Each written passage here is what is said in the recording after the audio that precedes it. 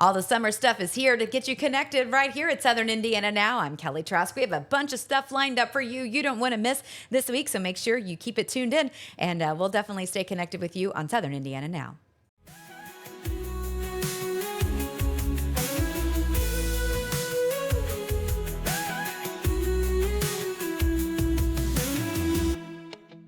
And we're back on Southern Indiana Now. I'm Kelly Trask. As part of our Who's Your Homestead series, we are super excited to have Jacqueline with us with Hackman Family Farms. And of course, I can't say enough good things about Hackman Family Farms, but for someone who may not be familiar with the name, so if you're in Southern Indiana, chances are you've had one of their melons, either the watermelons, the cantaloupe, produce of some kind. So let's talk about the legacy of Hackman Family Farms. How did it get started? Why did you pick Southern Indiana? And let's just go from there. Well, it all started a long time before I was here. We're seventh generation farmers, my siblings and I. Our kids will be the eighth on our exact piece of farmland, which is really neat. So we're located in Bologna, Indiana, which is about 20 minutes north of Salem and a half hour south of Seymour on Highway 135. You may know the area because there's quite a few farm markets there. Mm-hmm. So we are in that driftwood, sandy Bologna soil that is known throughout the world for having the best watermelons and the best produce in the country. I know other people like to argue where they're at, but we're pretty proud of the melons that we produce, and there's a reason for that. And we have very sandy soil that makes them extra sweet, and it's well known because of that. Yeah. So chances are you guys ship your watermelons out and cantaloupes all across the country, right? Yeah, we send watermelons all across the country. Our cantaloupes stay more local just because they have a shorter shelf life. But watermelons, we have hit all the continental U.S. states now, which is pretty sweet. That is good. That way, if you go on vacation, you can still find it. Right. Watermelon. Just kind of crazy. Yeah. I'm loving it. All right, so let's get into the age-old question. And this is why I'm like, okay, this is the perfect for the homestead because we have a big culture here. It causes a lot of divide, but how do people pick the best watermelon? I mean, I have my way. It's not foolproof, but but we need to know yours because chances are you can probably pick one.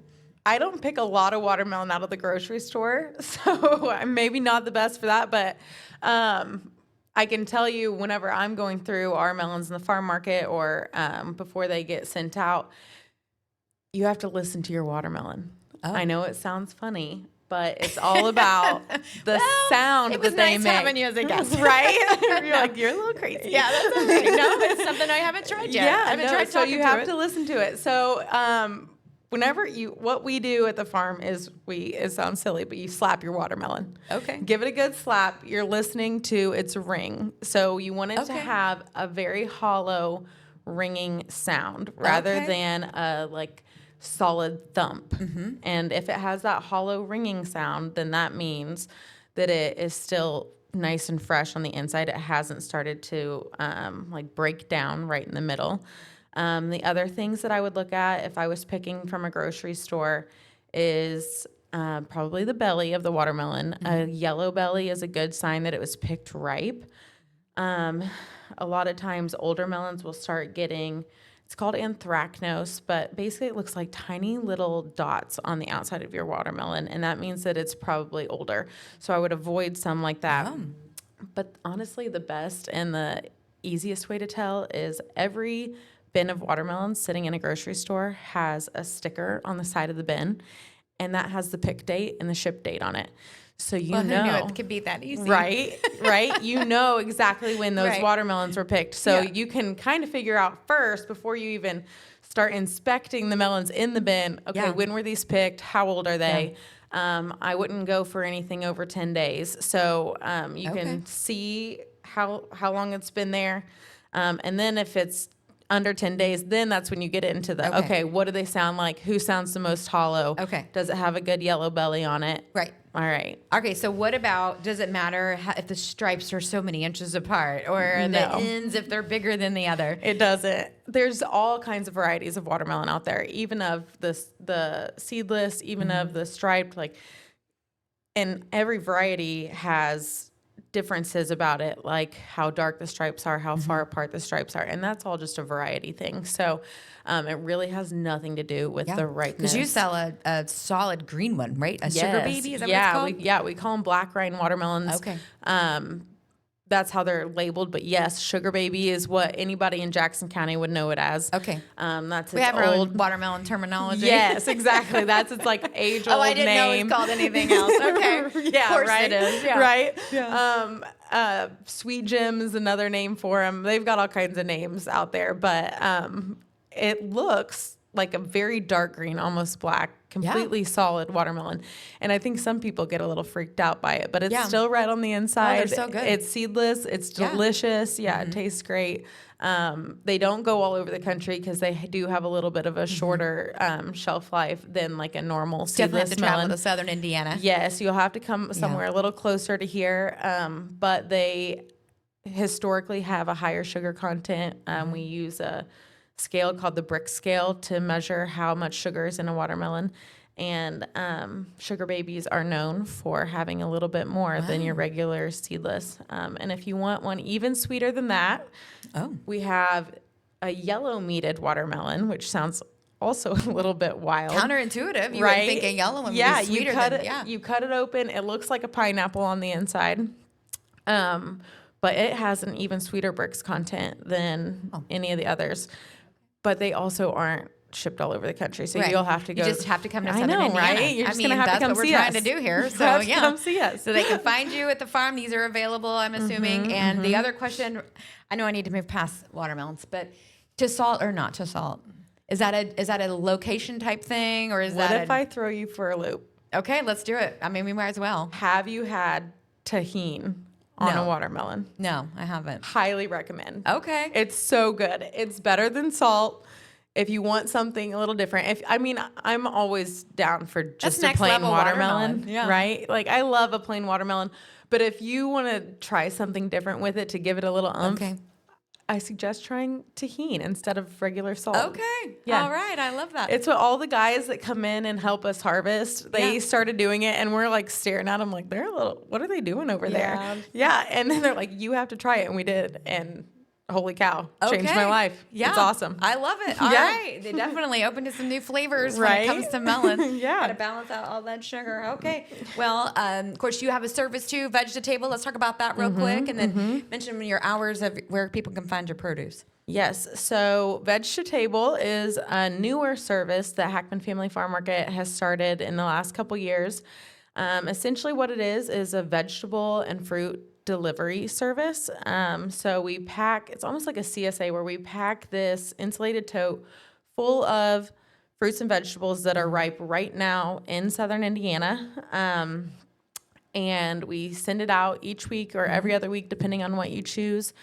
And it has all kinds of goodies. We have about 6 or 7 growers that we work with throughout southern Indiana. We put our produce together, and then we, in Jackson County, deliver it to people's homes. And if you're not in Jackson County, we have a couple other options. So they can pick up in Columbus, Indiana, or down in Sellersburg right off the exit there at Jacoby's. So, all right. Make it super simple. Yeah. Well, thanks so much for, settling all the debates about watermelons and cantaloupes and just still Southern Indiana wins. I agree. love it. No matter what. That's the end result. It's just the best place to be. It is. You got to get your sandy soil watermelon. I love it. Why didn't we name one that? That makes sense. Right? It would. I don't know. We're going to rebrand. All right. We'll be back right here on Southern Indiana Now. I'm Kelly Try.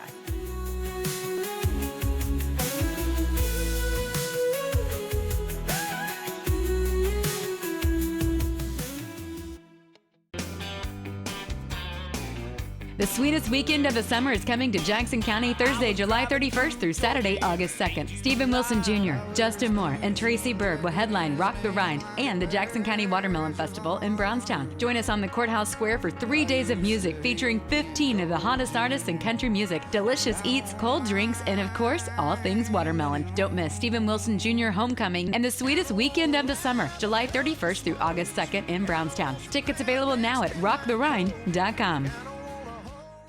And we're back on Southern Indiana Now. I'm Kelly Trask. We're visiting with Kevin Snyder today, and this is the guy to talk with all about recreation, being outdoors, making memories outside, and of course, it's happening in Southern Indiana. Thanks for joining us, Kevin, and let's talk about the properties that you manage for the Indiana DNR, and tell me about those personalities. If someone's never been there, what are must-dos for each?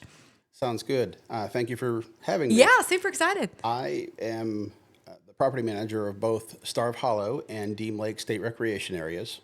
Although they are quite similar in some ways, they're very different in a lot of ways as well. So Starve Hollow is a hidden little gem in Jackson County, and it provides a lake, campground, and it attaches to Jackson State Forest, which has a lot of hiking trails as well as a lot of other amenities that people can enjoy. Campground itself is unique because it puts a lot of campsites right adjacent to the lake, which people just love. And the hard thing is because people love it, it's hard to get into that campground. So a lot of people are booking 6 months out. Wow. But the fishing is good. So we have opportunities for folks that if you don't have a boat or a kayak or something like that, you can rent one from us. So we have john boats, we have tandem kayaks, we have regular kayaks, and we also have paddleboarding, which is becoming popular. Yeah. That you can try out there. Yeah. It's actually not too bad. I've done it. Yeah. You actually don't fall over like you think you're going to. It just takes a little bit to learn the balance and learn your midline, and once you get that down, you're pretty good to go. Yeah. So, and it's a nice lake for that because it's not a lot of strong winds. It's electric motor only, like I mentioned, so you don't have and sharks won't eat you when you fall to in. battle. Yeah. Yeah, there's that. Such a great setting Yeah. too. The backdrop of the hills that are there makes it so nice. So much beautiful landscaping in and around Southern Indiana. So let's take a trip south to Deam Lake. Deam Lake. Let's talk about Deam Lake, where it's located, and what are some of the special features? Deam Lake is located in Borden, Indiana. Although, like I said, it's quite similar. It's different in a lot of ways. The lake is bigger. The lake is shaped differently. As far as going into the fingers of the hills that are down there, where Starve has a very flat side that bumps up against hills, Deam Lake sits within hills. So you get a lot of these little fingers and coves and stuff like that people just love to fish or explore. Really neat place to explore. There's a lot of wildlife down there. Most people don't know we have freshwater jellyfish there. You can see an otter. And they don't sting you, by the way. No, they don't. No, they're friendly jellyfish. So you might see an otter, a lot of bird life there. Yeah. Eagles fly over there quite often. Beautiful place. And that's in Clark County, right? It's in Clark County. Okay. It is known for its beach. We have a very big beach population there. Clean. That's a really awesome thing. It takes a lot of work to keep it I clean. imagine it does. We have a staff that works very hard on a regular basis, so to keep it that way. Another unique thing about Deam Lake is that we have a horse campground there, and you can bring your own horse camping with you. And there's horse stalls that you can rent or that come with some of the campsites. Yeah. But we also have a very large family camping area. But we also attach on to Clark State Forest there, which provides the amenities of many trail systems that Clark offers, as well as the Knobstone Trail, 50-mile trail that starts right there at Deam Lake. Yeah. And newly opened is the Monon Bicycle Trail. Okay. It's the Rails to Trails project, and from Deam Lake, you can now ride that Rails to Trails trail up to Pekin, Indiana, which is about 10 miles. So nice, safe place to ride, enjoyable country setting, and eventually that will connect from New Albany to Mitchell, Indiana. Be about 60 miles worth of trail, but for right now, this section is done. And of course, all the wildlife that you see. I mean, Southern Indiana is home to lots of fun critters. It is. It really is. Both parks offer a lot of wildlife, and they're, mornings and evenings are the best time to go out and observe. Being quiet out on the lake is a great opportunity. Just hiking quietly is a great opportunity. I mean, if you're out there making noise and talking, you're not going to see much. But if you take your time, trek slowly and quietly, you have an opportunity to see quite a bit. Any other things people should know before they go? There's a few things that people should know before they come to the parks. One is firewood. We encourage people to buy our firewood there, not just because we're trying to make money off of it, because the firewood that we have is certified. We know that it's bug-free. A lot of people bring firewood from home, and usually when you ask them, well, what was this tree before you brought it here? Oh, it died in my yard. And they don't think, well, why did it die? Yeah. So whatever killed that tree, you could be bringing to our park and killing the trees in the park too. Yeah, that's a bad idea. So insects and disease, they get transmitted through firewood like that. So the firewood that we allow should be certified In other words, if you buy it from a gas station or someplace like that, they provide you with a certified letter saying it's insect-free. It should be debarked. So if you bring it from home, cut all the bark off of it, or it could be lumber. The other thing is if you bring your pet to the park, we all love our pets. I'm a pet owner too. But you got to remember that you're in a public place and things are different. So keep your dogs on a leash at all times. Don't leave them unattended because sometimes people leave them at their campsite to go do things. Oh, and no. That's bad news because anything can happen at that point. Right. Yeah. But those are really important things to remember. Okay. And other than that, just be respectful to others around you. Realize that, our state parks are places to have fun and enjoy. So. Well, I love that. We can definitely get outdoors this summer, make some memories, get connected. Of course, the parks are open year-round pretty much, so you can go online and make your reservations or get further information on their questions there. The best way to find out more information about any of the parks is to get on to the Indiana DNR State Park website, and it has links to our camping. It has links to all the different state parks, the properties, the amenities, the maps, everything that you would want to look up before you actually arrive, you can find there. Kevin, thanks so much for being part of the show today, Southern Indiana Now. And anything else we need to know about Deam Lake or Starve Hollow? Come visit us during the week, too. Yeah. A that's lot a of good people point. come on weekends, and it's crowded. Yeah. And your experience is different on a weekend versus a weekday. So if you want a little bit more tranquil, a little bit more pristine, come during the week. All right. I love that. Well, do check it out, Starve Hollow or Deam Lake, regardless of where you're going. Make sure you're getting there. And you can do that by checking out any of our great parks and outdoors systems here in Southern Indiana. We'll be back right here. I'm Kelly Trask.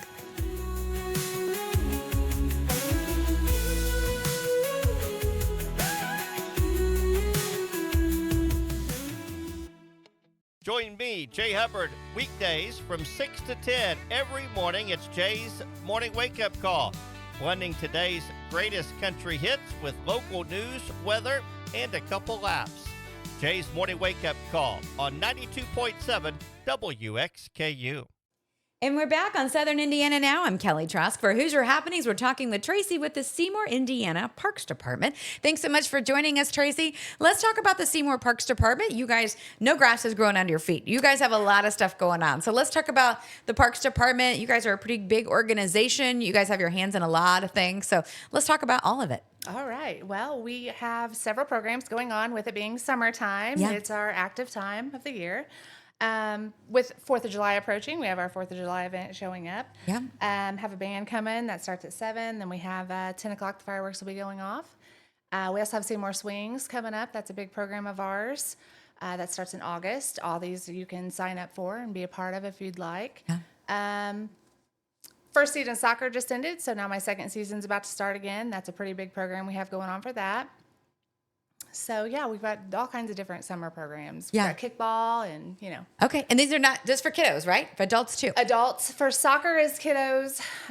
Youth kickball is kiddos. I do have an adult kickball coming up later in the summer. Yes, that's pretty fun. Yeah. We have adult dodgeball. We all get to relive our recesses from elementary school. It's pretty wild there, which is fine. We like that. We're pretty savage, just Gen Xers. Yeah. Yeah, exactly. All right. And tell me about some of the things available for folks in the winter months. Surely I know there's lots of things happening. Yes. In the winter, we do a lot of indoor activities. We'll have like a candle making class. We will do wreath making.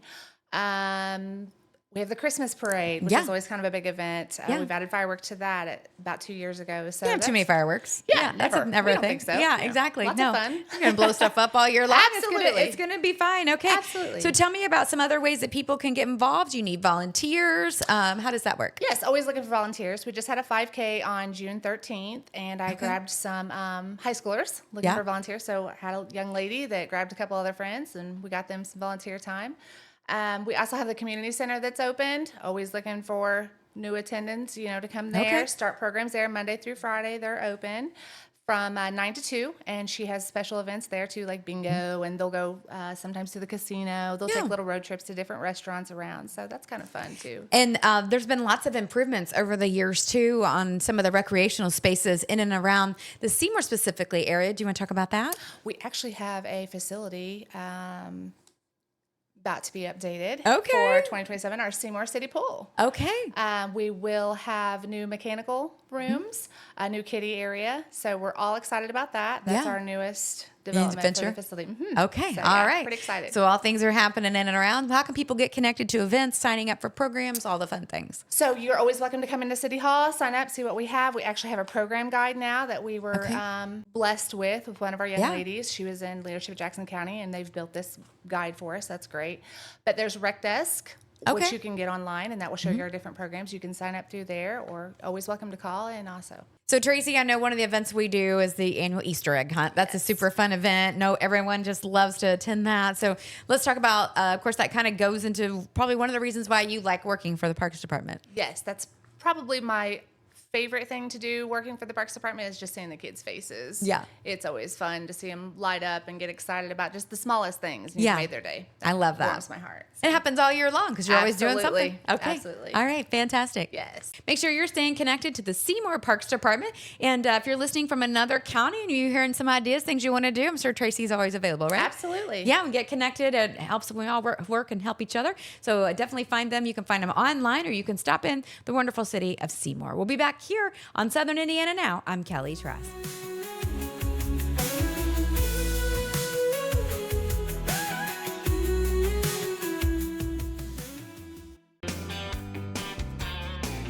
The sweetest weekend of the summer is coming to Jackson County Thursday, July 31st through Saturday, August 2nd. Stephen Wilson Jr., Justin Moore, and Tracey Berg will headline Rock the Rind and the Jackson County Watermelon Festival in Brownstown. Join us on the Courthouse Square for 3 days of music featuring 15 of the hottest artists in country music, delicious eats, cold drinks, and of course, all things watermelon. Don't miss Stephen Wilson Jr. Homecoming and the sweetest weekend of the summer, July 31st through August 2nd in Brownstown. Tickets available now at rocktherind.com. And we're back on Southern Indiana Now. This is my favorite part of the show, Who's Your Good News? And of course, we are talking to one of the good folks, Mr. Gary Dyer, and he is a veteran, and we thought that would be apropos to feature a veteran story as, you know, we're getting close to the time of the year where we're celebrating our independence. So first of all, Gary, thank you so much for your service, and you're a Vietnam veteran, and let's talk about your experience there for what you're comfortable sharing, and then what has it meant to have people honor veterans? Well, thank you for having me be here today. It's Yeah. an honor, I think, to speak for the veterans. When I speak on Memorial Day, I said, we're the voice for those that can no longer speak. And I'm very passionate about veterans. In fact, sometimes if I get to a little teary-eyed, don't let that bother you, but I think the things that I look at today is that people don't forget that Vietnam was an actual war. They say a police action, but I never saw the police, but I saw a lot of action. Yeah, I bet. So I'm on the honor guard here in Seymour, Indiana for the veterans. We have another funeral tomorrow, and it's just an honor to fire those M1s and then to hear the bugles play, the taps, and you see a lot of tears from the families, you know. And when I first started on that, you had the World War II veterans, of course. And then it got down to the Korean veterans, and now they're down in my area. Yeah. You mentioned your sons also served in Iraq, and you felt like did they kind of pave the way for a little more recognition of the Vietnam veterans? I believe so. For years, if I went to maybe to have something done, it was kind of like, well, we don't know nothing about this.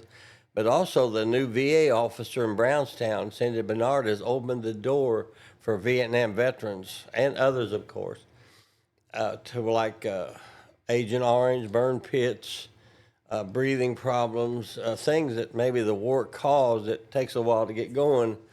But she's opened the door especially for me. And also my son, I had a son, Jeremiah Brooks Dyer, that was injured in Iraq and came back. And I'm not sure what was going on, but it took about 5 years of prayer and rehab. And now God raised him back up. He's head of security at Atterbury now. Okay, From good for wounded him. back in, and he never wanted to get out. And my son Justin is up in I think it's Greensburg, but he also went to Iraq, and a year apart.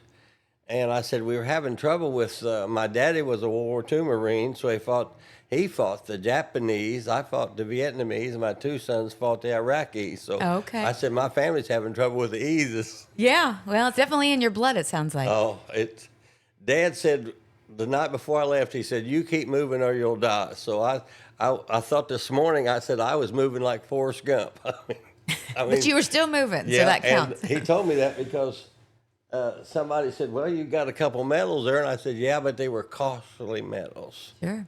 I lost, I think it was 5 guys out of my squad in one battle. And that was only 2 months before I was coming home. And of course, I give God all the credit. I never would have got out of there if I didn't have a divine intervention. And so I've got to give him some credit, all the credit, please do. baby. And I had good leaders. Trying to remember my platoon sergeant. I was a squad leader, and I had a platoon sergeant. He was one great guy. I think he saved my life and should have got credit for it. But I think the boys and the girls that are going over now that are still fighting, the ones that fought, they're coming back missing arms and legs. People see that, and now when I go somewhere, people said, thank you for your service. And I said, well, thank you for saying so, because when I landed in California, you would not believe the welcome we received. And I still don't necessarily like California, and I don't go there either, but it was terrible. That's another show. That's Yeah, another time. people wouldn't believe it. Yeah. You thought I'd get out of a ship that brought murderers from prison. Yeah. And I said, all I want to Terrible. do is go home. Yeah. Now, I Yeah. want to share this with you, if I may. Okay. Yeah, it's here for him. I got out of Vietnam in '68. I was in a combat unit, and I never took an R&R, and I never left. I said, when I get to this place, I'm never coming out of here, never coming back. And in '78, I got what I call radically saved.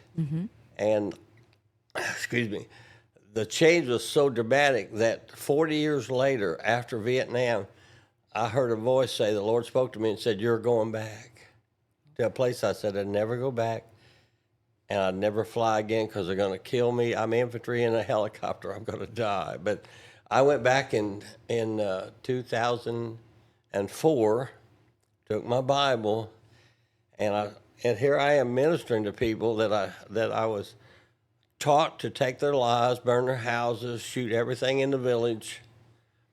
And here I am with the Bible, taking it back, the Word of God, to tell them, I'm not here to kill you. I'm here to help you. Wow. What a story. So that's amazing to me. That is amazing. Can we talk about some of the medals that you have on your hat? I know you brought that with you. I'm sure that's a prized possession Yes, beyond there's, words. And Well, the first one is my infantry patch, big okay. red one. Here, They can we call flip it around? The camera can see it. Oh, I didn't know yeah. it was on the camera. Yeah, that's okay. There Can we we go. see that? Yeah. I yeah. was in the bloody red one, they called it when I got there, and I thought, oh, no. That's not a good And name. the next one is the Silver Star, and that's not for bragging rights because it cost me 5 guys. And I thought this morning, I said, Lord, how did I get out of there? I mean, basically without almost a scratch, and lost so many guys.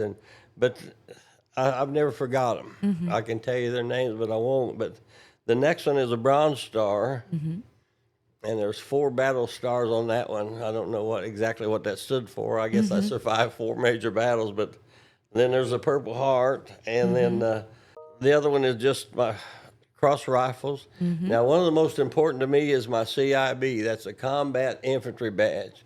When you see that blue badge, I don't have one on, but the blue badge with cross rifles, you say that guy's been under fire. He's been in combat, so it gives a little more honor, I guess. And the rest of them this is for the duration of the war. This is for the South Vietnamese. That's just a medal for being there, you know, surviving that Yeah. place. I feel like those medals should be a whole lot bigger, but Yeah, but that's nice they fit on a hat for little you. to hat have. pins and yeah. like I say, I wear it so people don't forget Right. the cost of it. Yeah. My dad told me all about what he had to go through. He didn't talk much about it, but war is my sister said, Mary Ellen said, war is a necessary evil, and it's been from eon on. War is, and after I got saved, I thought, well, why would you want to kill somebody you've never met, you don't know their name? You can hear it in my heart now. And the first one we took down, I saw pictures of his family, and I thought, well, hey, this is a real person. So I think the enemy takes away the reality of war, because you have to do what you got to do.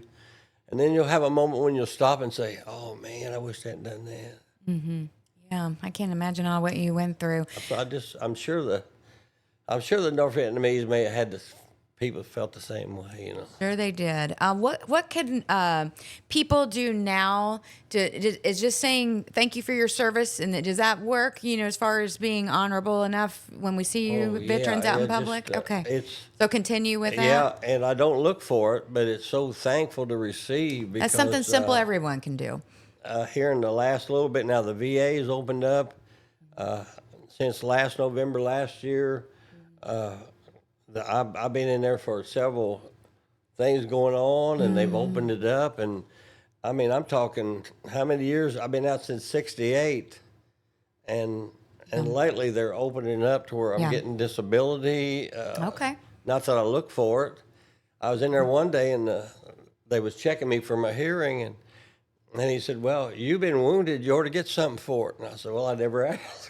Oh, yeah. So supporting the VA, saying thank you, that would go a long way. Oh, yes. And, okay. The VFW here and the Legion, us being on the honor guard is quite an honor. And maybe those guys are listening, I hope. But we've done hundreds of funerals, saw hundreds of wives and mothers cry over their family, which is normal. But sometimes I get a little teary-eyed. Oh, I'm sure. I do. I lost two good friends, Daryl Pointer and Steve Hansen. I hope if your families, does this get to Illinois? It gets everywhere. I'll tell you, I hope you're listening, because they were my dear friends. Yeah. And they fought a good fight. It said in Timothy, you fought a good fight. Well. And I'm sad they're gone. So I hope one day to meet them. I'm sure you will. Yeah, amen. Sure you will. Well, Gary, thanks so much for being part of our show and sharing your stories with us today. And again, thank you for your service, and thank you to your family as well for their service. And happy 4th of July to you. Amen. And to you and your family. And that would definitely would just love to continue to stay in touch with you and hear more stories as we go throughout. Oh, yeah. And before you shut it off, I say it takes a good wife to keep a man afloat. I feel like that needs to be on a T-shirt. Amen. Okay. We'll be back here on Southern Indiana Now. I'm Kelly Trask.